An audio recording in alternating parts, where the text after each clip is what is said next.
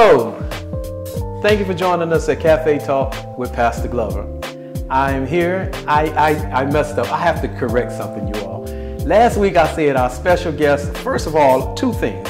I said our special guest would be Jessica Pritchard. Well, first of all, the young lady's name is not Pritchard, it's Pitcher. I apologize, Jessica, if you're looking. Please charge it to my head, not my heart. Then I said she would be our guest. Well, I was wrong again. I got it wrong. I apologize again. She is going to join us sometime in the very near future. But today, our special guest is Miss Faith. Can we welcome Miss Faith to our program? What's up? Hey, Mr. Glover. How you doing? I'm good. Good. How you been holding out? I've been all right. You been all right? Yes, sir. Being at home? Yeah. Staying safe? Yes. Wearing your mask?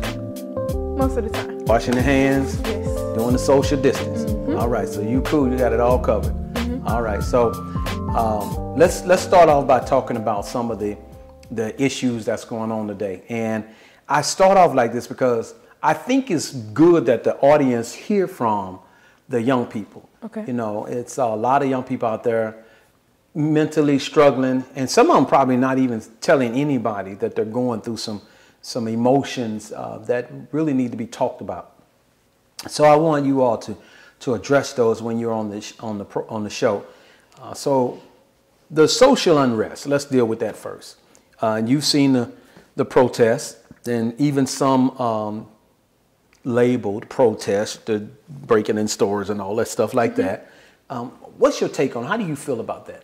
I actually am amazed how the death of George Floyd got to the media quickly, and all these people are gathering together.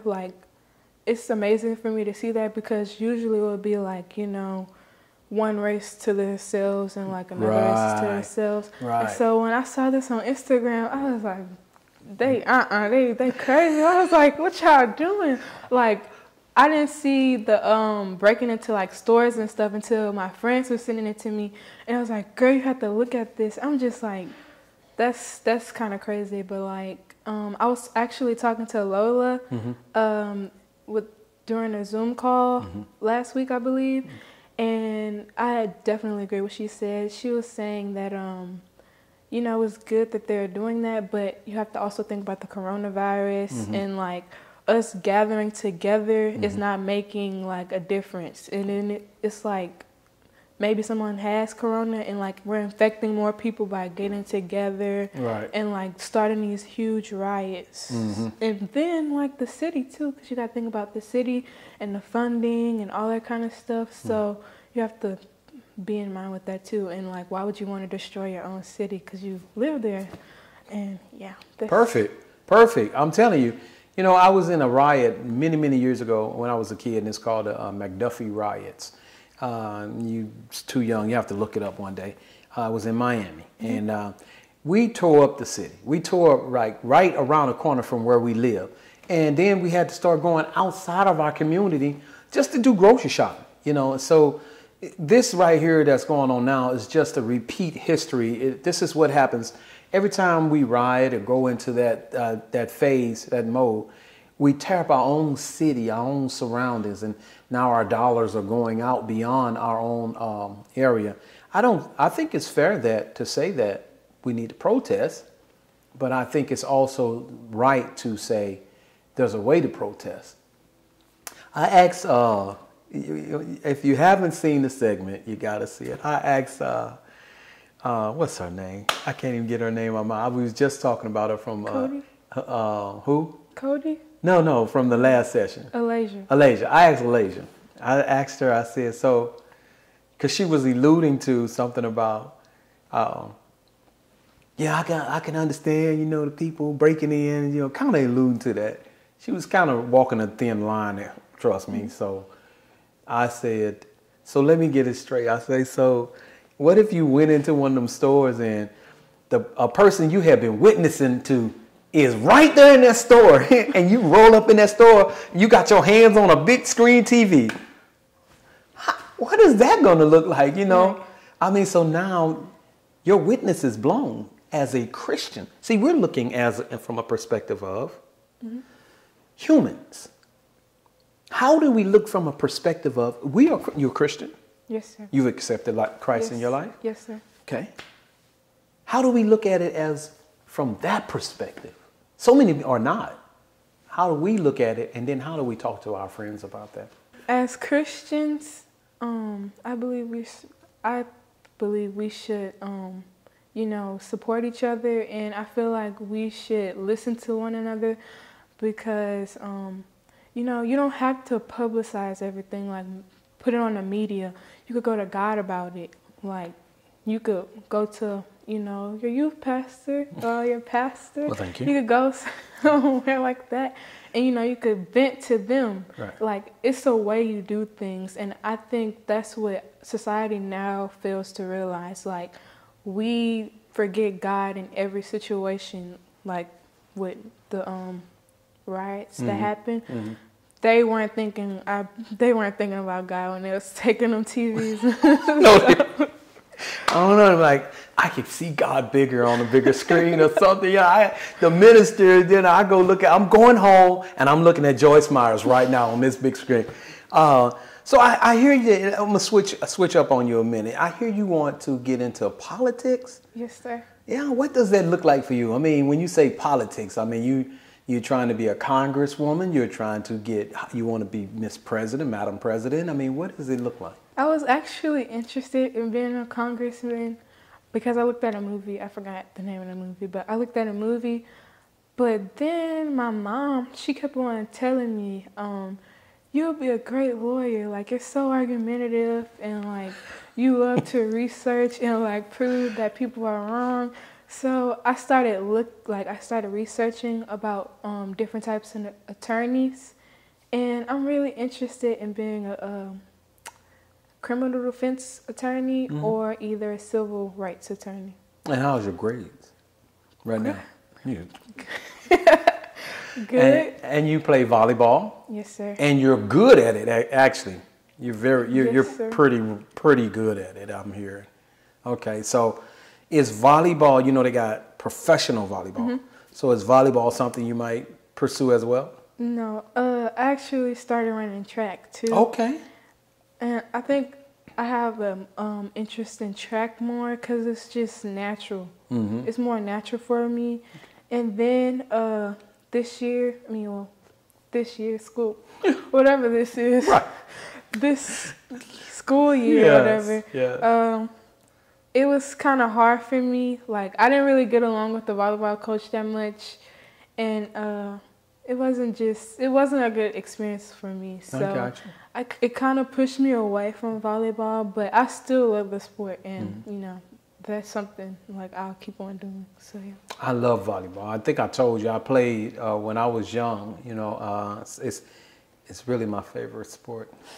I just want to let y'all know, not football, not basketball, volleyball, and there you have it. Anyway, maybe we can get together and organize a team with the young people and the staff, and kind of, whenever we come out of this, whatever this is. Yeah. Okay. So anyway, what do you do since you've been out of school to have fun? I mean, what do you do to have fun? You're around the house, you're locked up in the house. I mean, not necessarily locked up, but you're in the house. What do you do to have fun? Okay. Actually, during the first part of the pandemic, like when we were first like transitioning into like staying at home, I used to go outside a lot, and I used to like try to stay in touch with my friends and all that kind of stuff, do new stuff. But then I kind of like it didn't work out. And then like the day used to be doing like, it just used to repeat, and like everything, like, you know what I mean? Like the days would be like, you don't know what happened. Yeah. So, yeah. like, You ever seen that movie, Groundhog Day? No. Oh, action mom bought it when you get out, Groundhog Day. And Alasia mentioned the same thing you said. She said last week, she was like, it's like the day repeats itself. It's like because you get up, you do the same thing over and over. Yeah. So I understand that, trust me. And it's like you be looking for, I mean, maybe if I can clean, I'll just clean this shoe today, the left shoe, and I'll clean the right shoe tomorrow or something to that effect, you know. It gives you something different. I used to do that, but then I just kind of was like, I'll just stay asleep now. And my parents would be fussing at me, like telling me, Faye, you be asleep till like 2, 3 in the evening. I'd be like, it's 12 o'clock. It's 12 o'clock.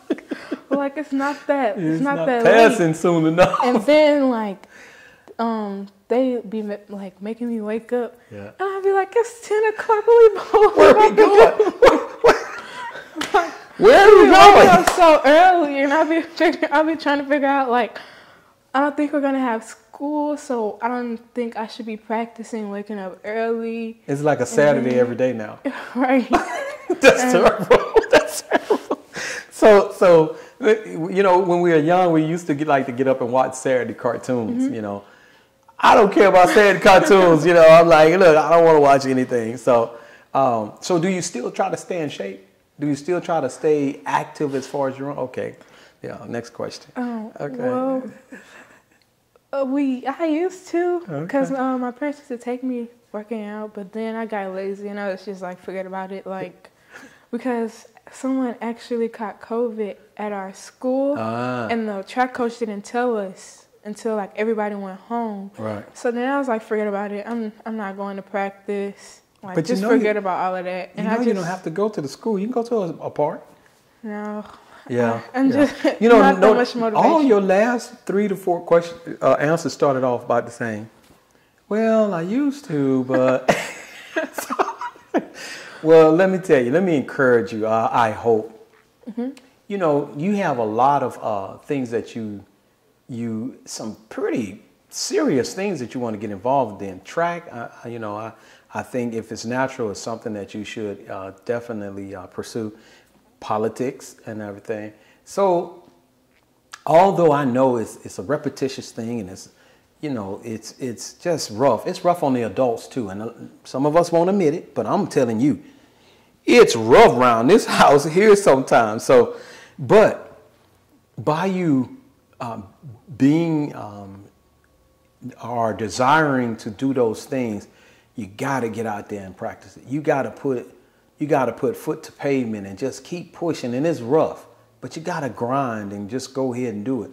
Reading your Bible, I'm assuming you do that, Anyway, don't answer that. And studying and because when we come together, even before we come together, we're trying to implement where you all are bringing little mini messages before I minister or before whoever we have up to minister. So, those are things we really need to stay on top of. Keep your faith, stay in the Word, and the Word to keep your faith strong. And you won't do like a lot of the adults and some of the children, just kind of lose yourself. Because God is still in control. It don't look like that to the natural eye, right? God is still in control. Would you agree with that? I agree. Do you see signs of God? What are signs to you that God is still in control? I'll pray, like I'll be praying or whatever. And sometimes to me life is like really hard. And some like my mom, like especially, like I know the Holy Spirit be using my mom. Like my mom would just come up and hug me, or my mom would just say like some encouraging words, and I'd be like, that's the Lord. Like, all right. I feel like she's in tune. Yes. All right, Mama. Actually love her relationship with God. Like, out of everyone, she really inspires me. Like, she will close her doors and pray, or wake up early in the morning and go in the living room and just pray, and I'll just be walking past. Like, I'd be like, I want that, and I'm going to get there, And how? How do you think what are some of the ways you think you can get there? Start praying more. Like, I may admit, I do be on my phone a lot. Don't be doing nothing because no one texts me. But actually, I see, because I'm friends with some of the people that go to the church on this U-verse, the Bible. And I see a lot of people like Jordan, he'll highlight something, or Mark, he'll highlight something, or like Lola and Samara, they'll highlight something, or like share something. And I'll be like, I'm sitting here not doing anything, and I'm getting all these notifications that they're doing this and reading the Bible. I need to like start doing that, not because they're doing it, or not because, you know, your parents make you, or it's the right thing to do, or because I'm an ambassador. That's like something I just need to do. That's something that I think is required of me. So yeah. Further your relationship with Christ, strengthening your relationship with Christ. Even get a refilling, you know, of the Holy Spirit, which He is the one that guides, leads, directs us, keeps us in the state of mind, the state of directions that we need to be in order to not slip down that slippery slope. Okay, so that's I like that. That's good.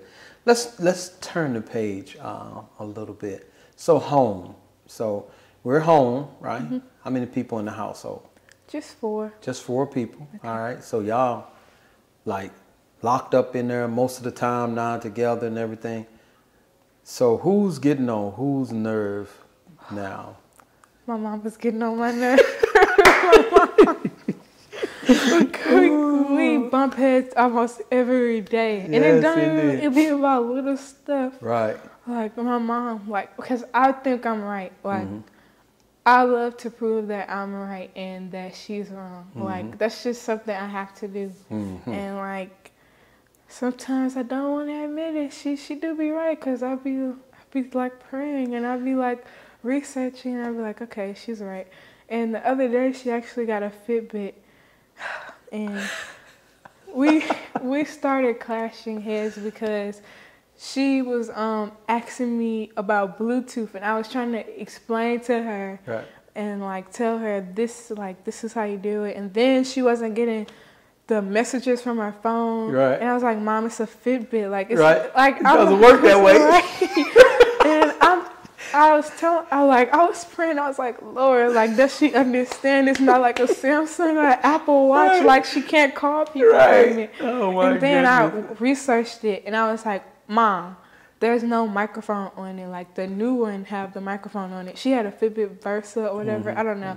And that one doesn't come with a microphone. You could just see the notifications of your phone. Track your walking and all that stuff. Okay. She made me sit down in her recliner in the living room, and she made me stay there until she got it. Then she called my sister, and my sister like make a big deal out of everything. And she was telling my mom and her are like this, and I'm just like that trying to get in.